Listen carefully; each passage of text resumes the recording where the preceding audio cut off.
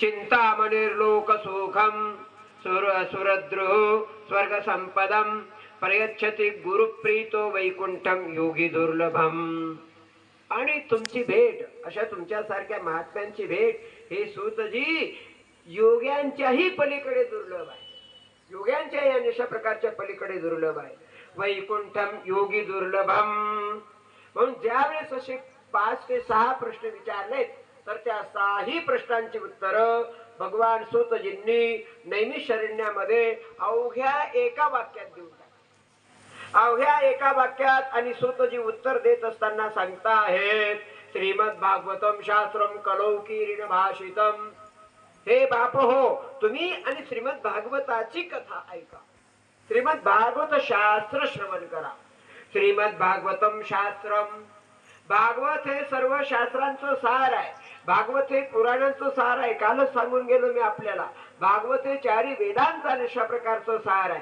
भागवत हे सर्व आणि विश्वातले जे काही आणि ऋषी मुनी आहेत ना, साधू संत जेवढे काही कवी आहेत ना, तर त्या कवींचं आणि त्याप्रमाणे सार जर काय असेल तर त्याप्रमाणे सर्वांचं आणि संतांचं साहित्याचं सार आणि अशा प्रकारचं भागवत आहे। म्हणून ते श्रीमद भागवत आणि त्याप्रमाणे तुम्ही श्रवण करा। श्रीमद भागवतम शास्त्रम कलौकीर्न भाषितम इतस्माद परम किंचित मन शुद्धम न विद्यते। आणि याच्या विना आणि त्याप्रमाणे भगवान सूतजी सांगता आहेत, माणसाचं मन आणि पवित्र या विना होऊ शकत। माणसाचं मन पवित्र करायचं आहे का?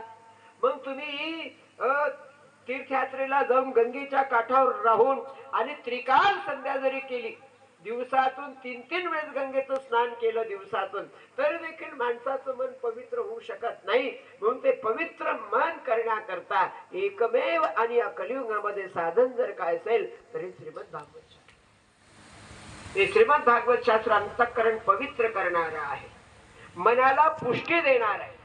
मनाला पुष्टी देण्याकरता कोणता खोराक लावाल तुम्ही? नाही म्हणे माझं मन का नाही, माझ्या मनावर का नाही अनेक प्रकारचा गंध चढलाय म्हणे, म्हणून तो अनेक प्रकारचा गंध तो मळ चढला, याच्याकरता मला का नाही निर्माचं पाणी करून द्या म्हणे। गंगा साबण आहे ना, त्या गंगा साबणाचा फेस करा आणि त्यावर जसे कपडे टाकतो ना आपण, मळलेले कपडे त्याच्यामध्ये बुडवतो ना तसं, आणि त्याप्रमाणे एका याच्यामध्ये पातेल्यामध्ये किंवा एका तांब्यामध्ये आणि त्याप्रमाणे असं आणि पावडर टाकून ते करून द्या म्हणे। काय? निर्मा टाकून ते करून द्या म्हणजे कशा करता? माझ्या मनावर काही मळ चढला आहे, माझं मन त्याप्रमाणे फारच आणि त्याप्रमाणे अगदी घाण लागलेली आहे म्हणे, म्हणून ते निर्माचं पाणी घेतो मी आणि मन धुतलं जाईल।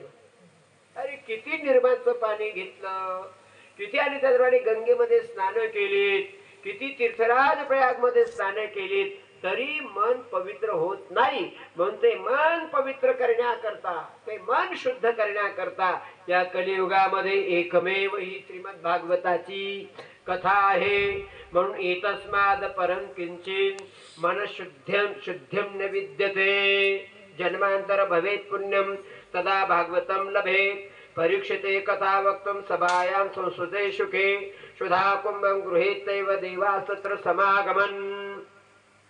या भागवताच्या पुढे इंद्राचं अमृत बी ठीक आहे, स्वर्गातलं जे काही अमृत आहे ते काही सहजासहजी मिळतं का?